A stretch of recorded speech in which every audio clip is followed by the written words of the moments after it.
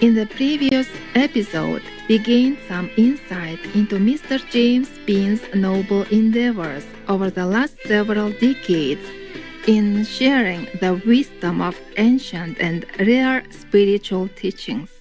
Today, we will continue to explore further avenues of spiritual truth. Mr. James Bean of Maine, USA, launched Spiritual Awakening Radio in September 1988 out of his pure love of the great masters and their teachings. The focus of Mr. Bean's programs is to share, through radio and other media, a deeper understanding of spirituality for a more peaceful planet. He is also a mystic explorer of the inner heavenly light and sound of God, and a devotee of the spiritual path from India, known as Sant Mat. I was initiated by a master by the name of Swami Sant Seviji back in the early 2000s, who I consider to be my primary, initiating master. And this was after being absolutely blown away by his teachings. He's passed on now, but he's from the Maharishi Mehi branch of the Sants. And that is a very obscure path. And there's only like about 5 people in the United States that follow this particular branch of Sant. So in terms of what I do for radio, for podcasts, for a kind of online and radio mission, I'm doing so without too much support from a group. A brave hero strives only for the noble cause, even when initial support is minimal. But God is never short of hands. When we truly serve the world, God finds ways to help. Supreme Master Ching Hai has contributed several times to further the good cause of Mr. James Bean and Spiritual Awakening Radio. In 2009, she offered $5,000 along with some of her books, DVDs, and CDs. In 2018, she also provided the English book series, The Key of Immediate Enlightenment, Volumes 1 to 5, along with other DVDs. Most recently, in 2019, Supreme Master Ching Hai gave $20,000 to Mr. James Bean and Spiritual Awakening Radio to lovingly support his veg promotion. Supreme Master Ching Hai is deeply grateful to the beloved God for all the financial help, comfort, and support to the afflicted and needy, and/or any good cause over the years, as a humble vessel for His compassion and love toward His precious children. As I mentioned earlier, I've been part of a path that only has like a few people in the United States. So I'm kind of on my own, untethered, without a net, kind of living from week to week, month to month. And so I've really appreciated very deeply the support from Supreme Master Ching Hai. It allowed me to continue to exist, doing what I do. I don't think I would have been able to continue without that support, and so I have, made a deal with a podcast distribution company to share podcasts in all of the venues, the Google Play, the Apple Podcasts, also known as iTunes, and all of those venues, and that would not have happened, without that support. So I just exist, because of the goodwill, and grace that has been directed in my direction to allow me to do this very unusual kind of radio and carry on, to continue doing it, week after week, month after month, year after year. And I really feel that to be my calling, even though it hasn't always been easy. And there's nowhere to go except forward, I have no plans to do anything except more of this and to do it better and to reach more people, through whatever they invent for technology. Now it's podcasting. I'm moving into the podcast world, as well as, of course, YouTube. Mr. James Bean had the honor of interviewing Supreme Master Ching Hai over the radio on July 29, 2008.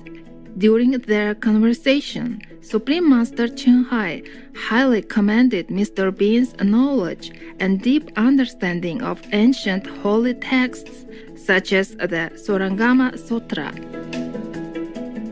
On the inner sound, one of my favorite Buddhist texts is the Surangama Sutra, which I believe it's a Sanskrit spelling, but it means Kuan Yin in the Chinese, I believe.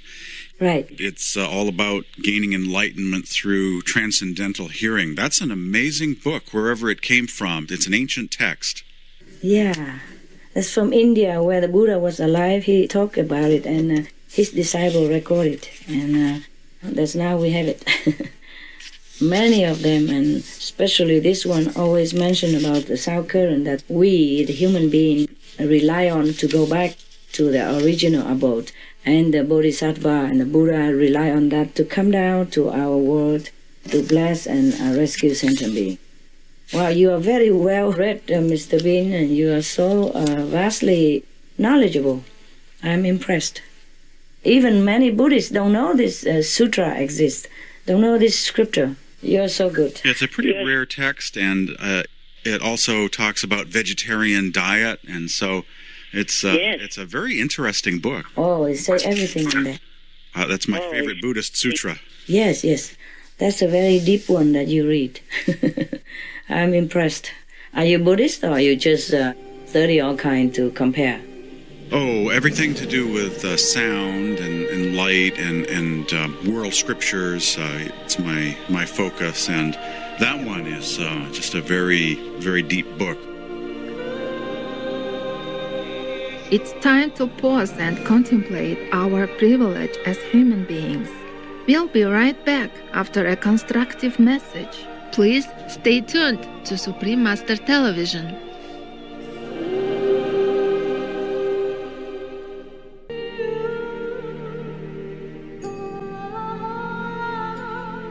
Welcome back, loving viewers. Mr. James Bean will now explain how the original teachings from great enlightened masters become obscured and forgotten, as well as how to remember so that we return to our noble origin. I view religions as in stages, as kind of going through different stages. Religions of the East and in the West. They may have been started by a master originally, and you get that pure teaching at the very beginning, the Gospel of Thomas in the case of Christianity, and the Sermon on the Mount. That's the real Jesus. But over many generations, you get a different leadership that takes over, and there are no more masters, no more mystics, no more saints. So there's a kind of shift in consciousness away from those spiritual ideals. And so the history of spirituality on planet Earth is that of forgetting and remembering again. People lose touch with those ideals, and people speak of the Buddha eating meat, and yet we've read some beautiful sutras advocating vegetarianism, and indeed the Surangama Sutra of the Buddha is a vegan text.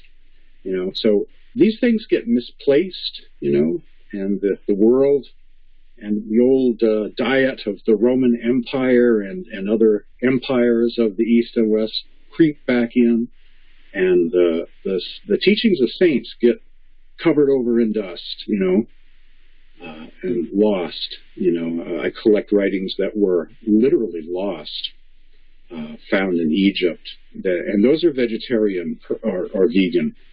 As well. The Gnostic Gospels, they were gone for 1,700 years. They were missing, and a copy turned up, and actually different discoveries have been made in Egypt of some of those old writings. And that's where I got some of my veg passages from. when I compiled this booklet on the vegetarianism or veganism of Christianity. So these things get lost when there's no master around anymore, and the initiates of that master all get old and pass on, and knowledge gets lost, and then it's up to some other master someplace else to emerge and pick up, keep the light on in this world.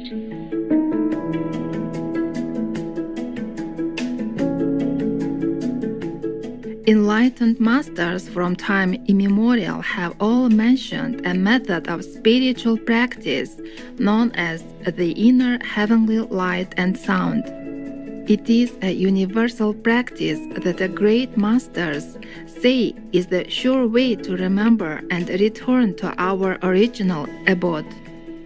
In the past, it was mostly mystic poetry. It would seem like psalms to us in English, to read English translations. But in India, there's song. And there are vast amounts of writings composed by masters of the past that refer to inner light and sound that have been mainly in India, but there's also some material from Tibet and China too. Of course, the Sringama Sutra of Buddhism is a light and sound kind of Buddhist scripture that also is one of the earliest scriptures in the history of humanity to advocate the vegan diet. So that's an amazing text. Light and sound are there. Not easy to find, but there's a whole galaxy of saints of the ages, and I've gotten to know them well, over the decades. I think the meditation practice advocated by all of the masters, living or recent or past or ancient, it's an amazing thing when you think about inner light and sound meditation and receiving that knowledge of how to do that meditation practice. We're just joining in with souls of past generations, that have encountered that same light and sound. And that's really special. That's so amazing. It's kind of a secret thing that's been around for eons and eons. Thousands of years, human beings have been experiencing, the inner light and sound. A certain percentage of the population in each generation has been interested in this kind of path.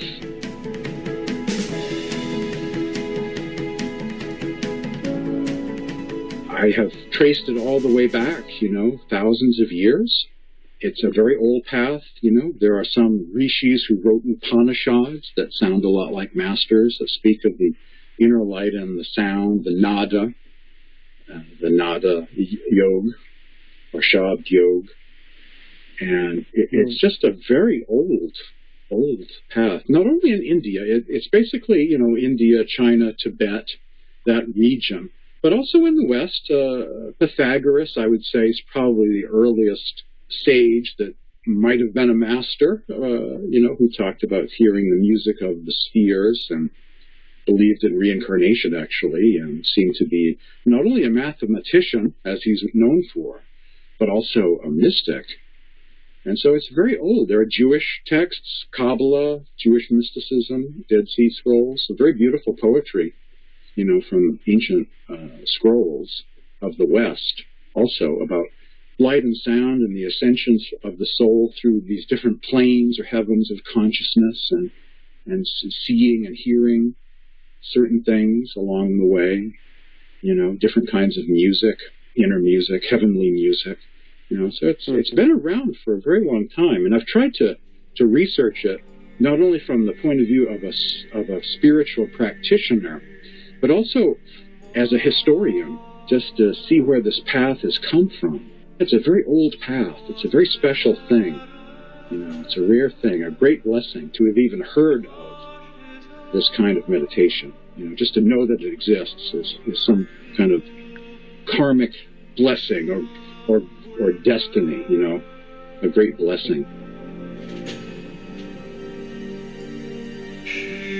Through the method of inner heavenly light and sound meditation, as bestowed by the grace of a master, we can find balance in every aspect of everyday life and spiritual practice during our earthly sojourn. For more information and quotes from masters, please log on to spiritualawakeningradio.com or email james@spiritualawakeningradio.com. Wondrous viewers, it's been a pleasure to have you with us today.